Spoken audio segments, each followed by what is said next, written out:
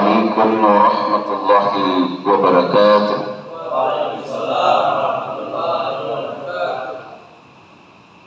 Yang sama kita muliakan, yang kita hormati sekalian pimpinan Toyota Kallang,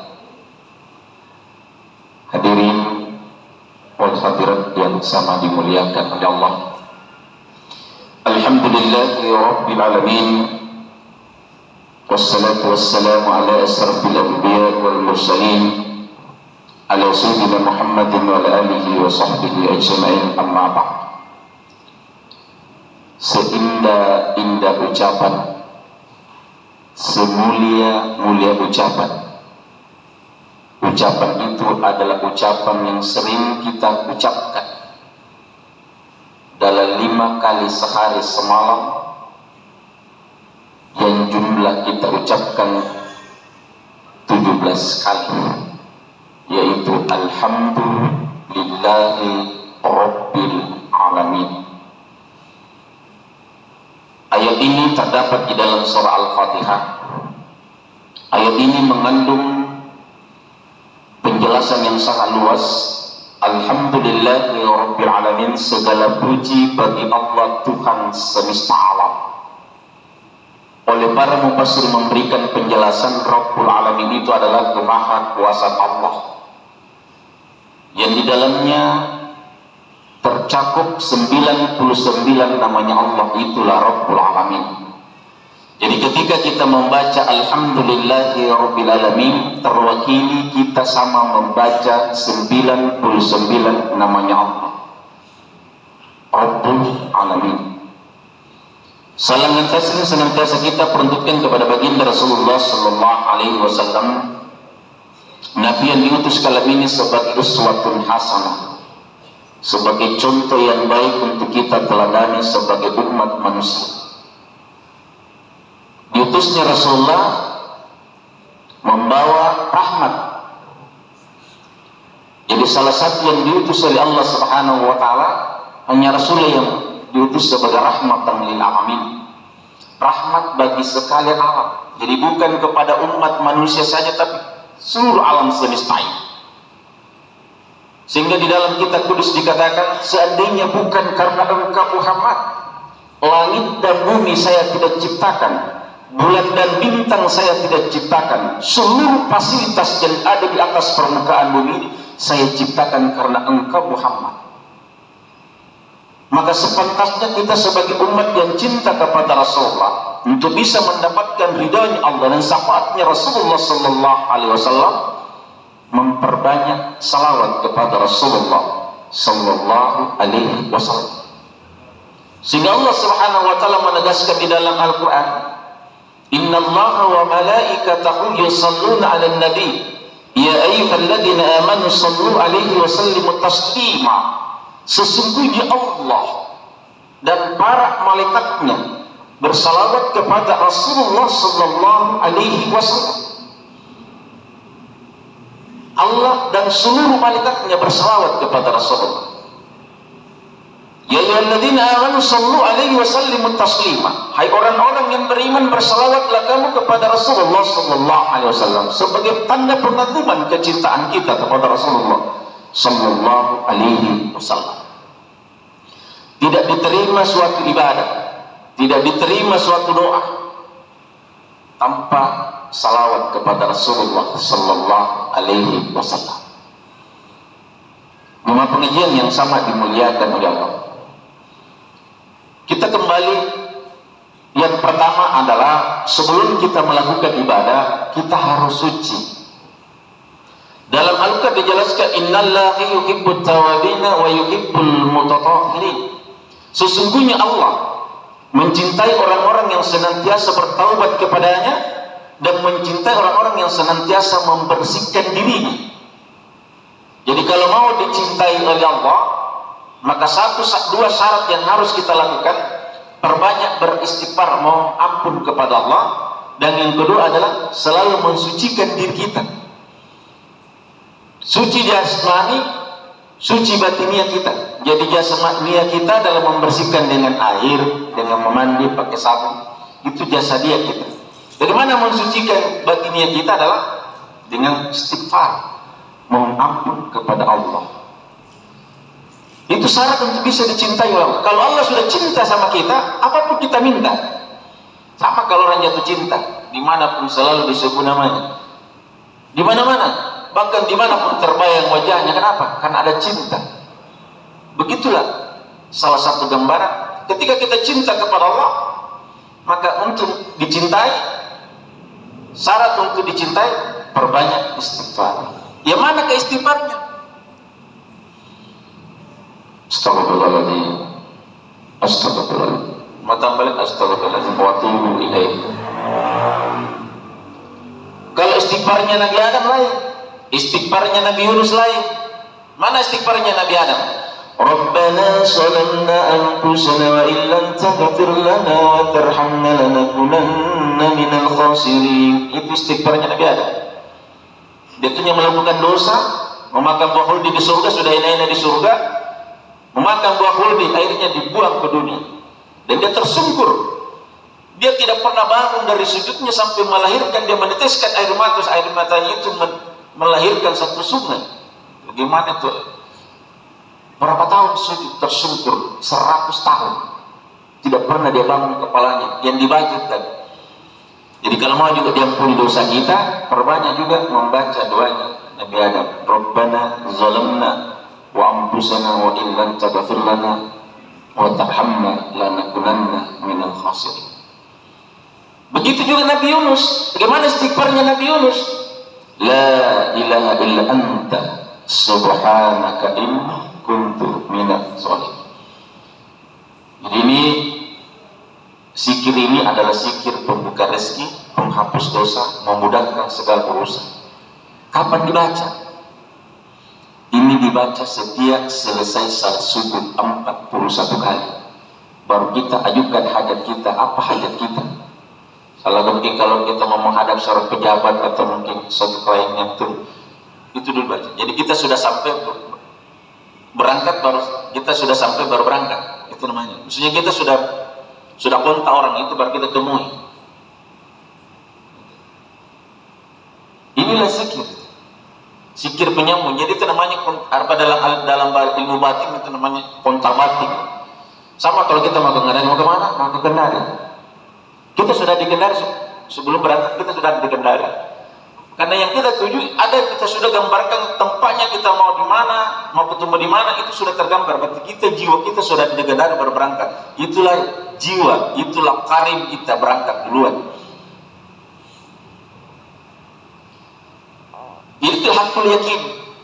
Apapun yang kita lakukan harus pakai hakul yakin. Jangan ragu. Jadi saya dapat ini ilmu setelah saya meninggalkan kampung halaman, pergi ke Makassar, pergi menuntut ilmu. Saya datang sama Pak Kiai, saya mau pergi ke Makassar untuk menimba ilmu di UIN Makassar. Saya minta apa kunci supaya saya mudah dalam segala urusan, mudah menerima ilmu, mudah segala. Satu juga kasih saya. Ini kuncinya, nah, pakai ini. Kau amalkan ketika kamu apapun yang kamu hadapi, jangan pernah lepas zikir ini. La ilaha illa anta subhanaka inni kuntu minadz zalimin.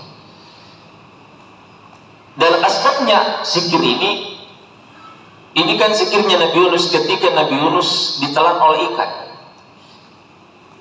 Itu Nabi Yunus bukan satu kali ditelan, tujuh kali ditelan, dan ikan satu datang lagi ke lilin besar. Kenapa? Karena zikir yang dibaca Nabi Yunus itu melahirkan suatu cahaya, sehingga ikan yang besar datang lagi menerkam ikan yang kecil yang pertama sampai ke 7. Jadi 7 kali ditelan.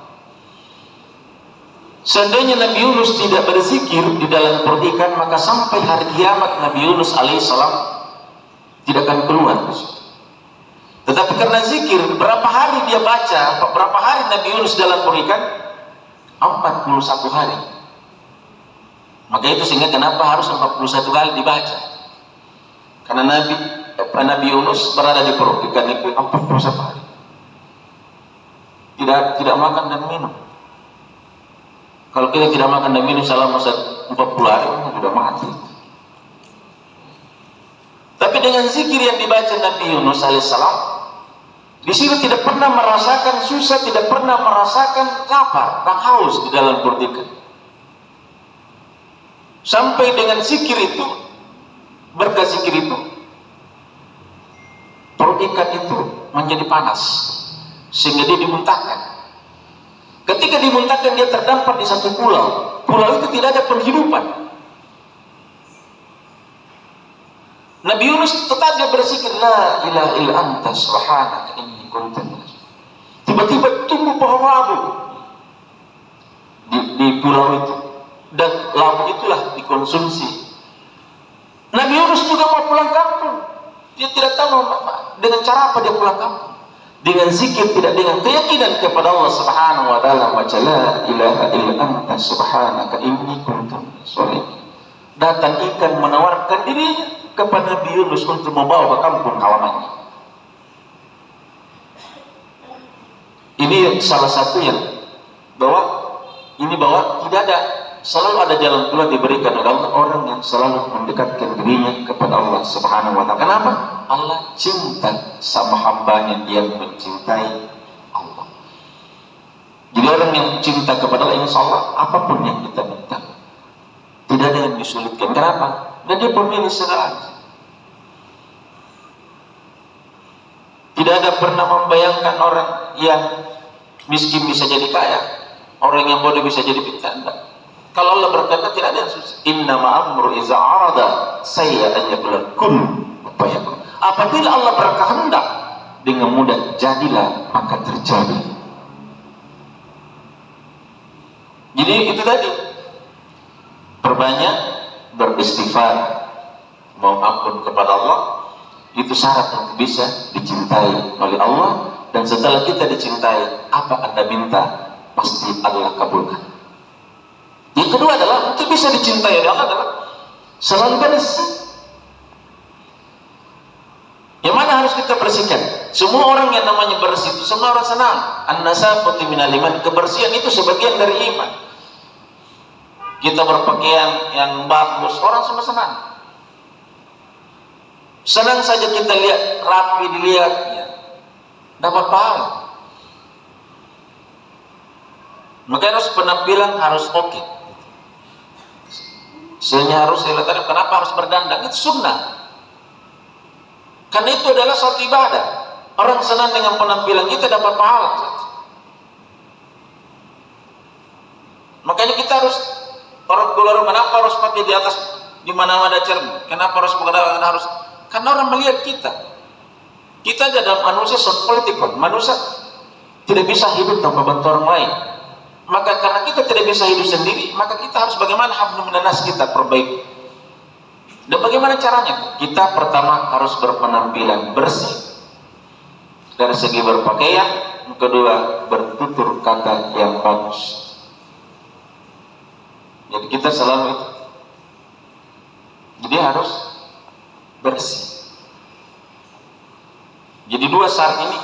Setelah itu kita sudah istighfar, kita sudah bersihkan pakaian kita, baru menghadap kepada yang Maha Kudus, yang Maha Suci. Karena Allah hanya menerima yang suci. Maka setelah kita menghadap kepada yang suci, maka kita syarat harus suci. Suci dari dosa, suci dari dari hadas dan najis. Baru kita menghadap kepada Allah. Karena tidak diterima suatu ibadah kalau itu tidak bersih. Makanya kenapa harus mengambil air wudhu? Kenapa harus dicuci tangan, dicuci mulut, dicuci muka, cuci telinga, dicuci kaki? Apa hakikatnya? Itu dicuci panca indera kita. Maka setelah kita mengambil air itu, maka seluruh dosa panca indera kita itu berguguran, ada lagi. Dan setelah itu kita melaksanakan salat, setelah kita berdiri itu berguguran turun dosa-dosa kita. Ketika kita ruku, makanya di situ juga berjatuhan semua dosa-dosa kita. Ketika kita sujud, maka disitulah semua dosa yang ada pada diri terjatuh semua. Itulah kita kembali kudus, selalu manusia itu selalu dalam kembali fitrah. Jadi orang yang selalu menjaga salat, menjaga wudunya, menjaga salatnya, itu tidak selalu kembali suci. Jadi kembali suci itu adalah di salat. Bukan nanti setelah bulan suci Ramadan Idul Fitri kembali suci, kan? Kita tuh kembali suci 5 kali sehari semalam. Jadi setelah kita mengambil, kita melaksanakan salat kembali kepada yang suci, melapor. Berapa kali kita melapor kepada 5 kali sehari semalam? Apa yang dilaporkan? Kita melapor kepada Allah menembus sampai ke Sidratul Muntaha. Qul inna salati wa nusuki wa mahyaya wa mamati lillahi rabbil alamin. Ayat ini tertulis di Baitullah. Qul inna salati wa nusuki wa mahyaya wa mamati lillahi rabbil alamin. Katakanlah, sesungguhnya salatku, ibadahku, hidupku dan matiku hanya untuk Allah semata. Maka orang yang menjaga salatnya tidak pernah takut mati. Kenapa takut mati? Dari 5 kali sehari semalam kita melapor kepada saya siap hidup ya Allah dan siap mati. Yang takut mati yang tidak pernah lapor. Kenapa? Tidak pernah melapor, tidak pernah siap. Kalau kita orang yang salat, selalu siap di mana saja. Kesiapannya siap bagaimana dulu? Siap dalam arti sudah melaksanakan perintah yang diperintahkan oleh Allah. Urusan dunia, setelah kita urusan akhir, kita urusan akhir dulu, setelah urusan dunia. Makanya dikatakan di dalam Al-Quran, وَبَتَّقِي فِي مَا تَابَ اللَّهُ دَارُ الْآخِرَةِ وَلَا تَنْسَ نَصِيبَكَ مِنَ الدُّنْيَا وَأَحْسِنْ كَمَا أَحْسَنَ اللَّهُ إِلَيْكَ وَلَا تَبْغِ الْفَسَادَ فِي الْأَرْضِ إِنَّ اللَّهَ لَا يُحِبُّ الْمُفْسِدِينَ. Kita disuruh untuk mencari kenikmatan, kebahagiaan akhirat dulu. Ya dalam surah Al-Qasas 77 tadi.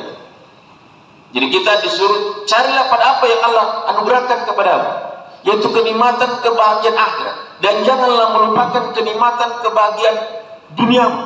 Wa asin kama ahsanallahu ilaika, dan berbuat baiklah kepada sesama manusia. Habul minanas, kita perbaiki.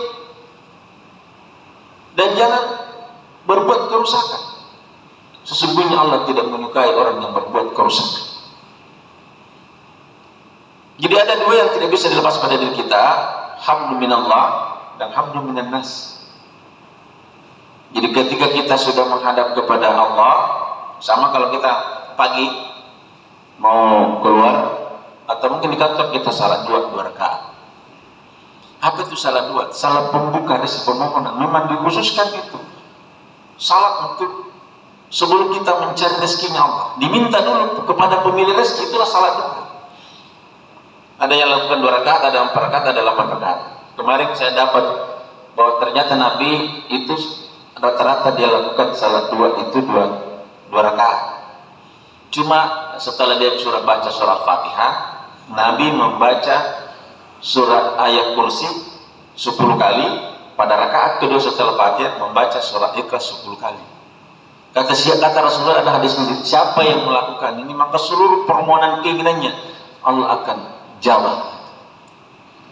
Harus saya dapat kemarin yang selama ini yang saya ingat bahwa itu tadi salah 2 biasa 2 rakaat, surahnya sembarang. Ternyata surah yang selalu dibaca Nabi adalah ayat kursi pada rakaat pertama 10 kali, ayat kursi rakaat kedua surah Ikhlas 10 kali. Ini yang asal-asal yang sunnah yang bisa kita rutinkan. Jemaah yang sama dimuliakan oleh Allah. Setelah itu, setelah kita menghadap kepada Allah, kita melapor kepada Allah, siap hidup dan siap mati kita. Kenapa membaca itu Allahu Akbar kabira walhamdulillahi katsira wa subhanallahi bukratan wa asila? Dari mana asbabnya itu? Menjadikan doa ibtidah. Saya dapatkan bahwa inilah yang pertama ketika Rasulullah sallallahu alaihi wasallam dilahirkan. Ya. Dia letakkan kedua tangannya di tanah, itu dalam kitab Ar-Sanjid dijelaskan. Nabi letakkan kedua tangannya di tanah, lantas dia menghadap ke aras. Kalau kita itu lahir sama aja semua, yang disesar, yang lahir, semua posisi dalam sujud ke tanah. Kalau kita lahir sama semua, sujud ke tanah. Nabi tidak. lain cara lahirnya Nabi. Yang saya baca di kitab saya. Ketika Nabi lahir, memang lain dari caranya lahir Nabi. Nabi lahir dalam posisi ketika fajar menyingsing di pagi hari pada hari Senin, dan ketika ibunya itu melahirkan tidak merasa dia lahir, tidak merasa sakit, tidak ada darah keluar. Dia keluar, diambil dengan bidadari, diambil oleh malaikat. Iblis tidak mampu mengintip bagaimana Nabi dilahirkan. Itu dilindungi memang. Nabi lahir dalam keadaan sudah terpotong pusarnya. Nabi lahir sudah disunat. Nabi lahir dalam keadaan bercelana. Nabi lahir dalam membaca itu doa ibtidah tadi. Ketika dia letakkan kedua tangannya di tanah, dia menghadap ke aras, lantas dia berucap, Allah Akbar kabira, walhamdulillahi kasira, wa subhanallahi bukratan wa asila. Ini dikatakan doa ibtidah. Apa itu ibtidah? Doa pembuka. Maka jadikanlah doa ini membuka apa saja kita mau buka, baca doa yang dibaca, karena lahirnya Nabi membawa rahmatan lil alamin. Gitu. Jadi kalau kita mau membuka rumah, membuka warung, membuka usaha, perbanyak membaca zikir Allah Akbar kabira, alhamdulillahi katsira, wa subhanallahi bukratan wa asila. Ini yang kalau kita lahir, yang saya dapatkan, apa yang kita ketika kita lahir, lain kita ucapkan, bukan itu. Orang yang pernah baca ilmu tasawuf, ketika manusia lahir, ucapan yang kita ucapkan adalah ucapan hidup. Awalilah dengan ucapan, dengan memulai suatu pekerjaan. Adalah kalimat hidup. Ada yang tahu kalimat hidup? A, I, U. Itu tidak ada yang bisa bunyi. A, diawalilah dengan kalimat A, I, U. Baru Bismillahirrahmanirrahim. Assalamualaikum warahmatullahi wabarakatuh. Itu. Ini kalimat ketauhidan. Dan ini harus tanamkan tadi.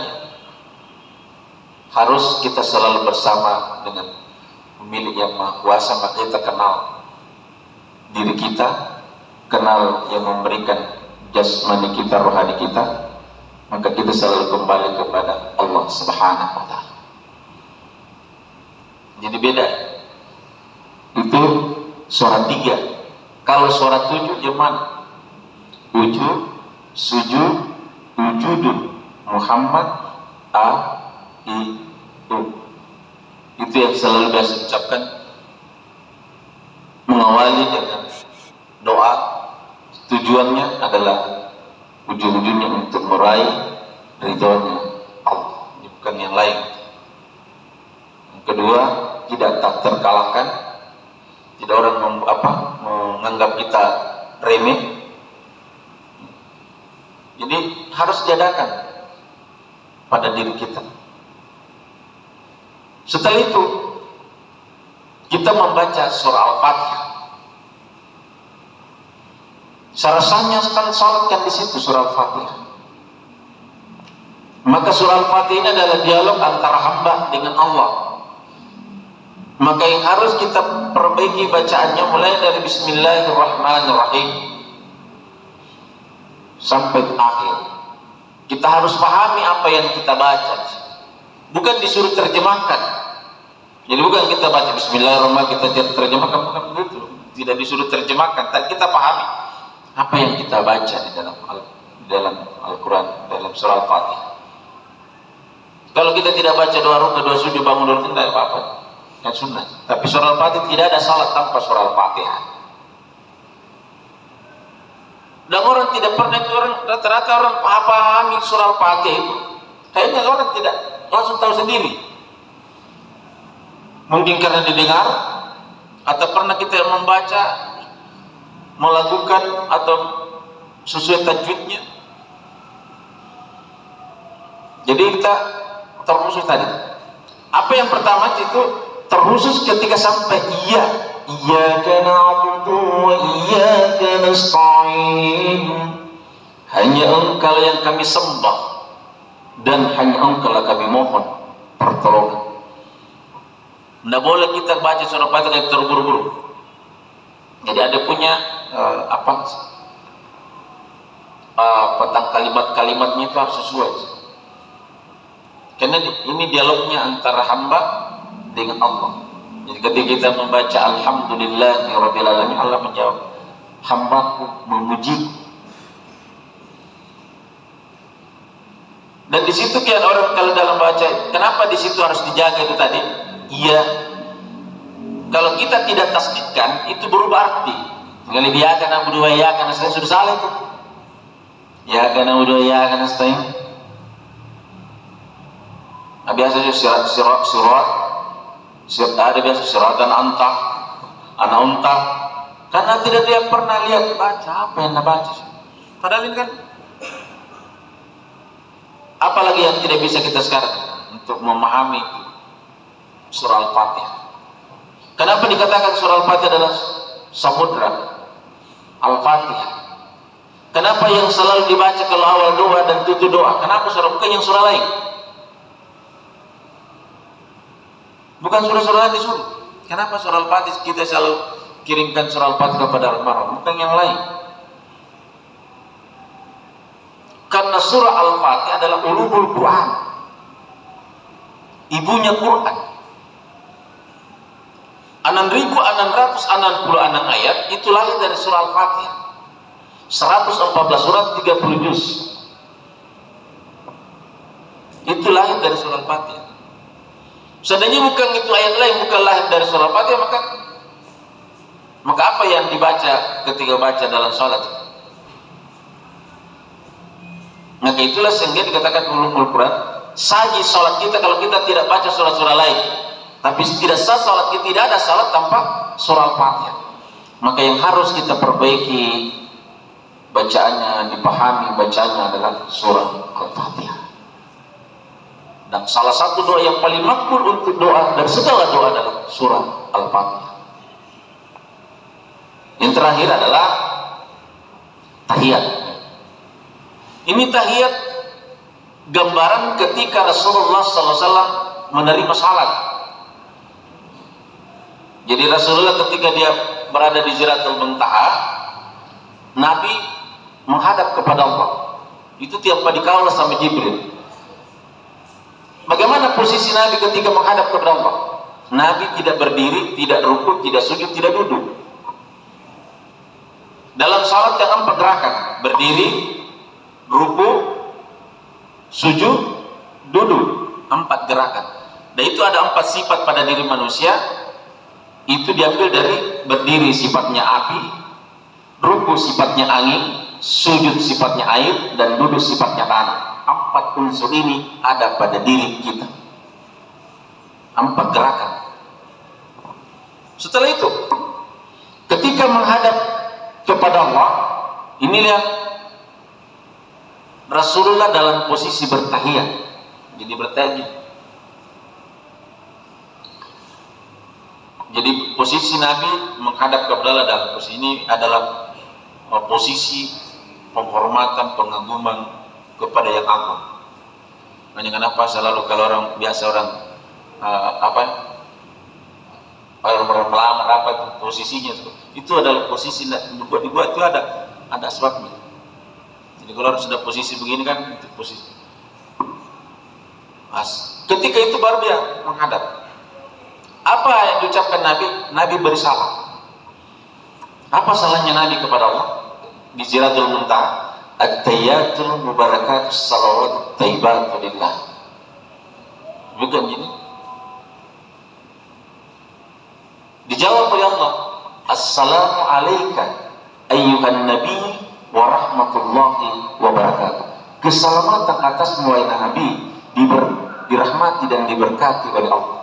Nabi sudah dijamin oleh Allah dirahmati dan diberkati. Tapi Nabi sudah itu Apa jawabannya Nabi? Yang dia ingat bukan dirinya, yang dia ingat bukan anaknya, bukan istrinya, bukan sahabatnya. Kita yang diingat. Assalamu alaina wa ala ibadillahi sholihin. Keselamatan atas orang-orang yang mengerjakan amal soleh. Kita ini sebagai umatnya. Yang kita didoakan terus di dalam salat itu Nabi. Ini adalah dialog yang kita ternyata itu. Siapa yang mengucap itu syahadat? Bukan kita. Maka seluruh malaikat yang menyaksikan ketika Nabi menghadap kepada Allah di aras mengucapkan asyhadu an la ilaha illallah wa asyhadu anna Muhammad rasul. Sampai di situ saja. Itu yang lain cuma tambahan saja. Allahumma salli ala sayyidina Muhammad ala sayyidina Muhammad. Kama sallallahu alaihi wasallam cuma tambahan. Tapi ini yang sampai di syahadat, persaksian antara hamba dengan Allah, pengakuan hamba kepada Allah, pengakuan hamba, persaksiannya kepada Rasulullah sallallahu alaihi wasallam. Baru itu selesai, salam ke kanan. Assalamualaikum warahmatullahi wabarakatuh. Assalamualaikum. Kenapa harus bersalam? Maka seluruh yang melaksanakan ibadah itu sudah doa, itu dipastikan selamat. Yang ada di samping kanan dan ada di samping kiri. 5 kali sehari semalam kita didoakan selamat kaum muslimin dan muslimat. Itulah ikhwan muslimin dan muslimat. Itulah yang selamat. Berlebihan barangkali ini yang saya sampaikan. Mudah-mudahan demikian apa yang saya sampaikan bisa menjadikan sebagai tibar terus pada pribadi saya sendiri, juga hadirin hadirat, bahwa apa yang saya sampaikan kebenarannya itu datangnya dari Allah, dan ada yang ketidaksempurnaan itu adalah datangnya dari saya sebagai manusia biasa yang terluput daripada kesalahan dan kehilapan. Dan insya Allah kalau masih ada waktu nanti, yang sebenarnya itu bagus masa ini adalah masa hadapi kurban ya. Sering bagus dibahas itu tentang manfaat dan fadilah tentang berkurban, dan apa manfaatnya berkurban bagi kita sebagai hamba. Demikian, wallahu a'lam bishawab. Assalamualaikum warahmatullahi wabarakatuh. Oke, demikian Pak Ustaz ya. Saya lupa tadi mungkin sampaikan di awal bahwa beliau ini adalah Dr. Musalim MS MA MS Master kan Ustaz seragam. Jadi ini adalah beliau adalah seorang dokter ya. Artinya dia bisa dikategorikan the scientist, sama dengan lagunya Coldplay, The Scientist. Oke,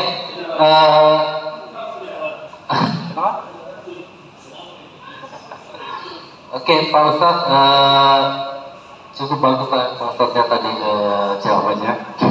Mungkin teman-teman di sini boleh Pak Ustaznya kalau ada yang mau tanya jawab ya. Teman-teman mungkin ada yang mau bertanya tentang apa yang disampaikan tadi Pak Ustaz, atau selain itu yang bisa mungkin Pak Ustaz ya, di luar konteks ya. Oke, mungkin apa?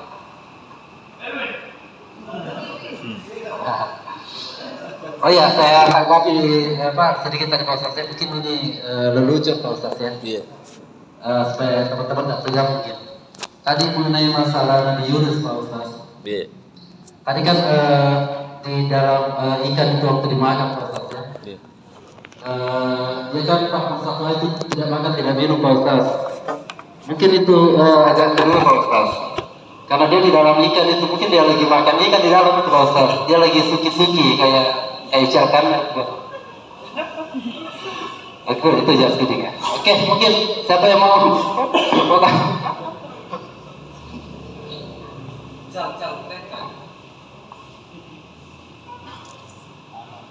Oke, kalau tidak ada mungkin Bapak dulu. Boleh. Perkenalkan Pak, beliau ini pimpinan kami di sini Kepala Cabang. Baru ya? Iya, sudah mau 2 tahun. Terima kasih banyak. Assalamualaikum warahmatullahi wabarakatuh. Ya, mungkin kayaknya agak keluar dari konteks Pak Ustaz, tapi ini masih ada kaitannya dengan Rasul kita Muhammad SAW, yang mungkin ini yang sempat saya, sebenarnya pertanyaan ini sempat saya dengar juga di kanal YouTube, dan memang masih belum saya dapatkan jawabannya. Pertanyaannya itu, kalau tidak salah kan Nabi kita itu nikah di umur 25 tahun dan istrinya Khadijah berumur 40 tahun. Pada pertanyaannya, pada usia tersebut Rasulullah itu nikah menggunakan tradisi apa? Menggunakan tradisi apa, dan prosesinya itu dia apakah sudah ada prosesi yang seperti kita yang sudah mengenal agama, atau masih menganut tradisi nenek moyangnya? Mungkin itu saja Pak Ustaz. Terima kasih banyak. Sedia Pak Ustaz? Ya, terima kasih. Jadi tadi singgung masalah pernikahan. Jadi pernikahan yang pertama sebenarnya kan Nabi Adam dengan Siti Hawa. Dan di awal ketika Nabi Adam dinikahkan, kan belum ada manusia menjadi saksi-saksi. Jadi yang menikahkan Jibril, yang menjadi saksi Israel dan Israfil. Jadi di situ itulah yang menjadi rujukan. Nah, di situ kan ketika ketika Nabi Adam dinikahkan, suruh dulu bersyahadat. Asyhadu an la ilaha illallah wa asyhadu anna Muhammad Rasulullah. Adam bertanya, adakah manusia yang pertama selain saya? Kira saya manusia pertama.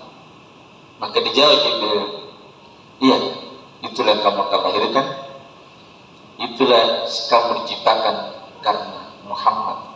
Jadi itu sebelum diciptakan Nabi Adam, yang pertama diciptakan itu adalah dari Nurullahi ke Nurul Muhammad. Nurul Muhammad diciptakan alam semesta, diciptakan surga. Itu yang pertama. Jadi awal kenapa tradisi itu ada sampai kepada turun secara sampai kepada nabi-nabi sampai kepada Rasulullah, sebenarnya itu dari gambaran dari Nabi Adam sampai kepada Rasul.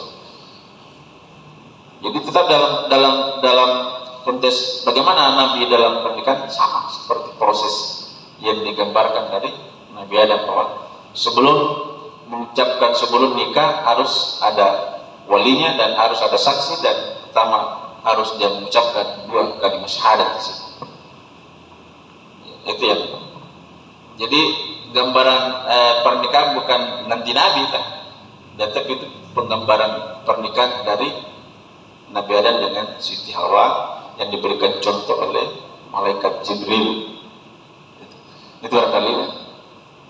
Terima kasih. Oke.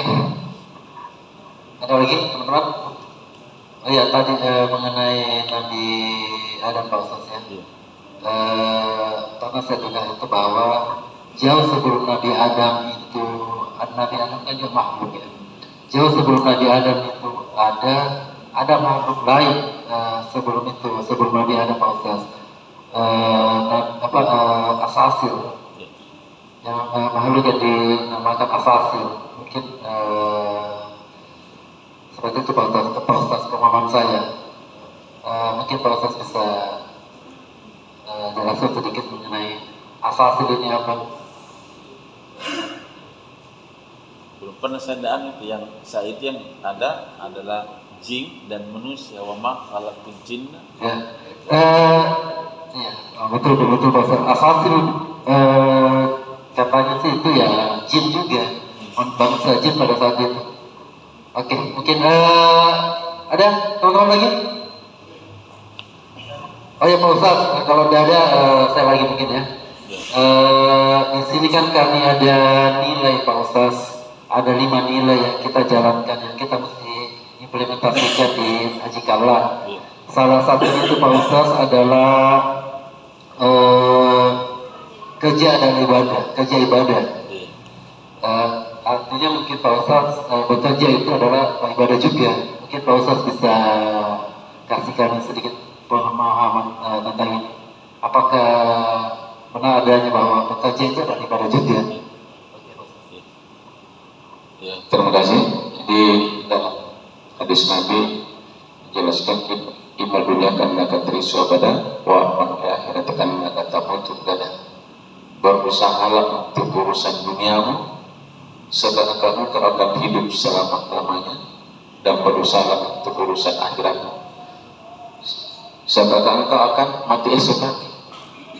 Jadi ketika kita berurusan, ini kita memang perintah untuk berusaha mencari rezeki.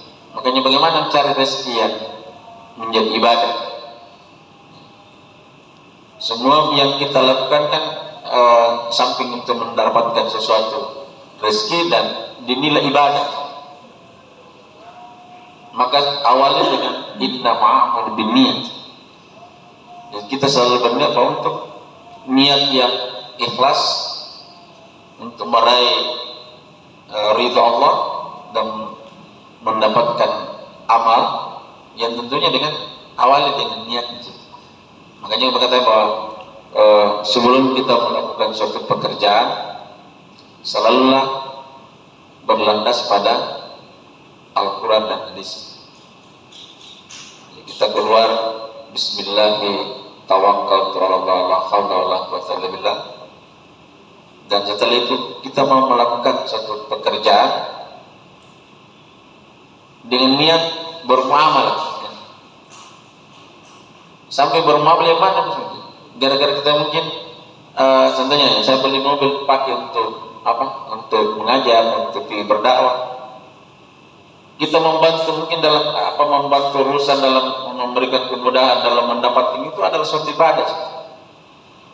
Makanya istilah pelayanan itu terutama untuk senantiasa selalu diingat. Coba kalau misalnya kita beradaptasi bahwa tidak bersahabat tentunya, itu yang bukan itu ya. Makanya kita yang mendahului kalau kita mau bicara waktu orang saya datang, kita yang didatangi berarti tamu kita. Kita yang duluan menyapa dia.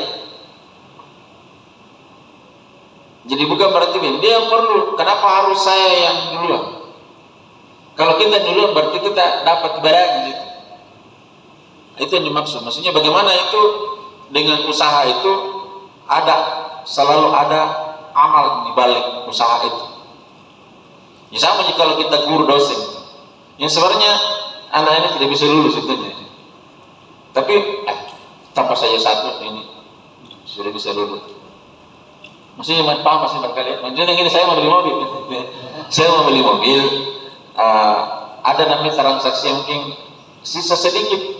Bagaimana ada maju ada mundur, maksudnya bagaimana saya bisa ambil ini, saya butuh ini, tapi mungkin ini tadi, bagaimana caranya saya bisa kan seperti itu ya.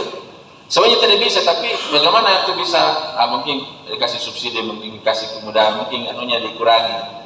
Sehingga diambil, dipakai itu jadi ibadah itu yang itulah yang pemberi sumbangsi kita, sehingga dia pakai itulah amal jariah kita di situ. Itu ikut terus di situ. Nah pakai beribadah, itu ikut di situ. Ada sumbangsi yang kita berikan kepada orang yang membeli itu, ya. Lewat dari kita. Kedua lewat informasi, memberikan informasi kepada orang membeli itu juga ibadah sih. Sehingga karena itu dari satu ke satu ya, tentunya kan di sini pondok berapa beli mobil ya, berapa mobil sih, nggak pernah Toyota. Teman-teman di situ bilang kan orang sudah ada jalurnya ke situ, bilang nggak ada masih selesai ini. Itu kan tadi ya, maksudnya itu ada menyambungkan, itu kan dari lewat itu menyambungkan ke situ, memberikan informasi, sehingga itu selalu berentetan terus. Dan itu menjadi amal situ. Maka amal jari jadi kita. Maksudnya itu yang tidak putus sampai kita wafat, itu sampai kita mati, itu yang kita tunggu. Jadi kita bekerja ada di balik itu, ya bukan saja uang yang ada, tapi ada amal ibadahnya gitu. Ibadahnya tadi wa ta'awanu 'alal birri wat taqwa wa la ta'awanu 'alal ismi wal udwan. Tolong menolonglah kamu dalam berbuat kebajikan dengan takwa dan jangan tolong menolong dalam berbuat dosa atau pelanggaran. Yang kuncinya di situ. Bagaimana kita bisa menolong, maka insya Allah mendapat. Jadikan ibadah. Jadi apa saja kita. Itu barangkali ya. Oke Pak Ustaz, terima kasih banyak Pak Ustaz. Teman-teman saya ya, dengar tadi ya mengenai